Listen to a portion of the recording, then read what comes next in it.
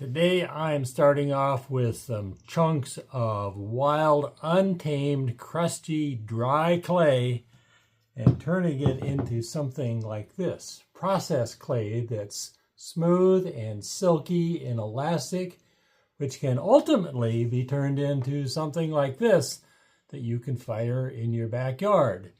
So today we are levigating clay, processing that wild crusty stuff and turning it into something that we can use. Let's get started. The first thing you need are buckets. About 4 is about the right number. This is the wild clay, and this is just the way you want it, broke in small pieces and dry. If the clay is wet, you're going to have trouble getting it to slake down and turn into a slurry. And if the pieces are too big, then it's going to be hard for them to get good and wet too. Here are some pieces that are just a little bit on the too big side. They could possibly work, but a good thing to do with something like this or bigger pieces is break them down. So you can take a rock or a hammer, kind of anything to get them down into smaller pieces. You'll find that they dissolve or turn into a slurry so much easier if they're smaller. We're going to have 2 kinds of buckets. The first bucket is for our raw clay. The other buckets we'll use for our processed and clean clay. So let's fill the first one up with some water. Now we are going to just dump our raw clay into the water.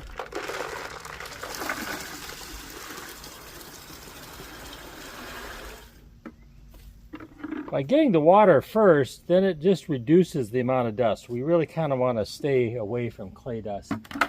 I would say that the amount of clay you want is roughly 1/3 of the bucket size. Probably not any more than that. You want to have plenty of room for water. Okay, now your job is to walk away and just let it sit. Don't stir it, don't do anything. We're going to come back tomorrow and start the processing. Well, why not just take this dry clay, grind it up, mix it with some grog or temper, and use that?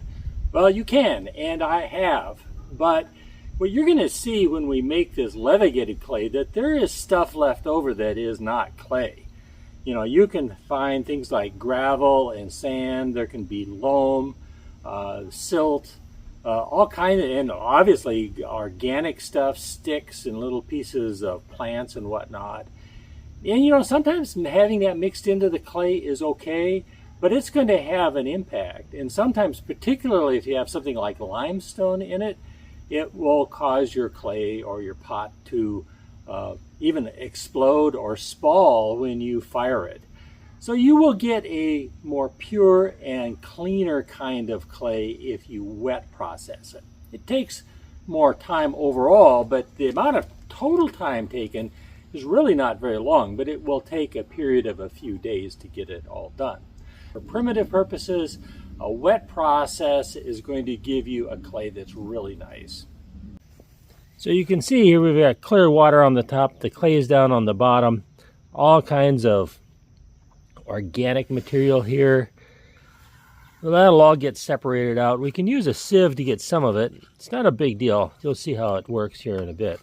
So let's see what this looks like underneath. You can still see there's chunks in there, but a lot of it has, like here's a big chunk of clay. A lot of it is sort of dissolved.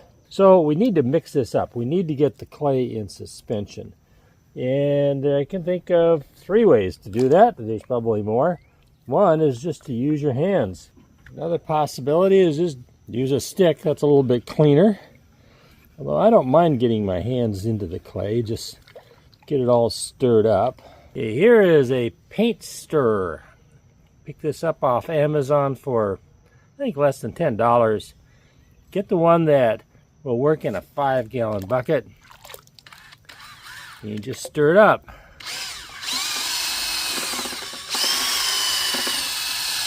The nice thing about this is I think it kind of breaks up those chunks of clay as well. So the goal there is to get the raw clay and get that transferred into a clean clay. So I just have an empty bucket. This is a screen that I made. This is a window screen. It just works really well for sifting different things. But I'm also going to run the water or the clay mixture through a finer sieve. This is a little kitchen sieve. What happens is the heavy stuff, gravel, sand, and whatnot, sinks to the bottom. The clay is in suspension on the top. Now I'm using a little plastic hose to siphon. I think that works the best because there's all kinds of stuff floating on top now. And that's all I do. I have the hose about halfway down the bucket. What I don't want to do is get the end of the hose down close to where that raw clay is. I'm just taking off maybe the first half of the water. Then let's add some more water.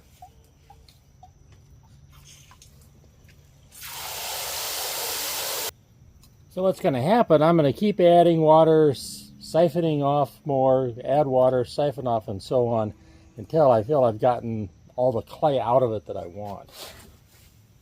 Each time I'm going to mix it up a little bit.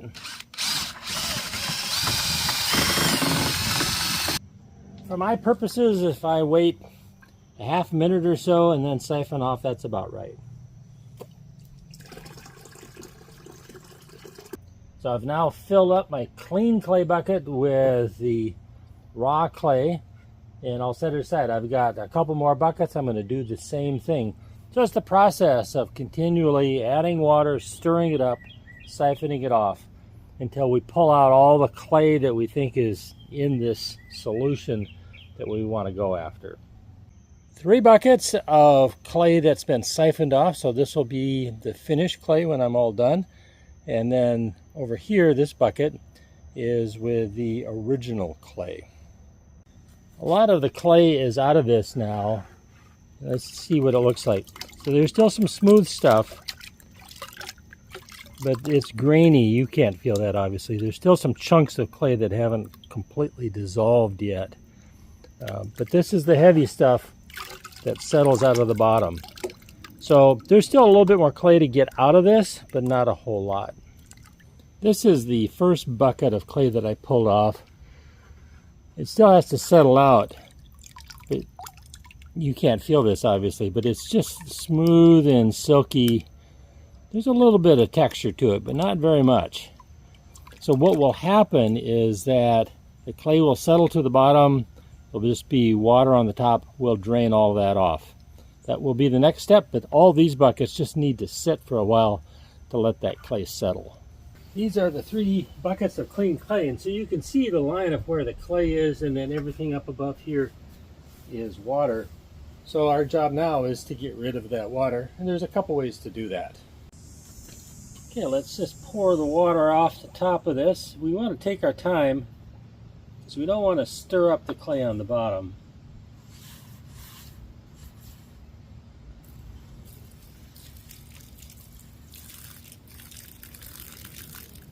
And we'll just pour it off until we get to that point where it's mostly clay again.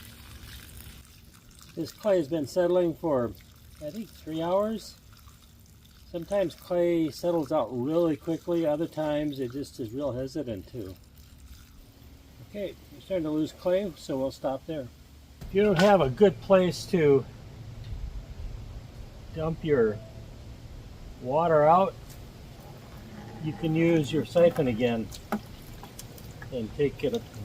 I think this is pretty clean water for the most part, so I think you could dump it down the drain if you want.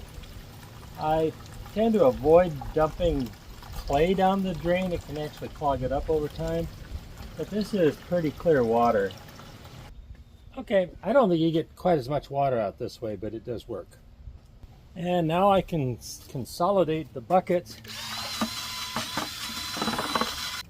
Here you can see what it looks like. It's nice and clean now. Still a lot of water in it, but we'll work that out. Now I will let this bucket set for some hours, and more clay will settle out and I'll get the water off of that. So this is the bucket with our original clay, our raw clay. So let's run it through the screen and see what's left here. There's still some clay left in this. Here is what is left from our original bucket of wild clay. And it's a mixture. There's some little pebbles and rocks, some sand, some coarse sand. Some of this is silty. I can feel it. It has a definite texture, where with clay it tends to be smooth and silky. So there's really not much here. This clay is pretty pure for the most part, pretty clean. So I could have dry processed this clay. I could have just ground it up and used it. But I don't really know what is in this. Although I do have some suspicions that there's some calcium or limestone in there that would cause me problems with firing and spalling. This stuff may have made it more difficult to work the clay. I don't know that. So this isn't likely to do me any favors. So that is the reason that I wet process, is to get rid of these impurities that are not clay and are not going to help me. It may be neutral, but it's not likely to be positive. Does it take extra time? Yes, it does. But for me, I think it's worth it. So this just goes in the dump. I'm getting close to finishing the process. This is the clay, but there's about half of this is clay and the other half is water. So it's not usable, obviously. So what we need to do is get it dried out. Here's the plan. Get this mixed up first. I'm going to put the clay in a pillowcase. You can use an old one. This one I got at Goodwill for like $1. And we just pour the clay into here.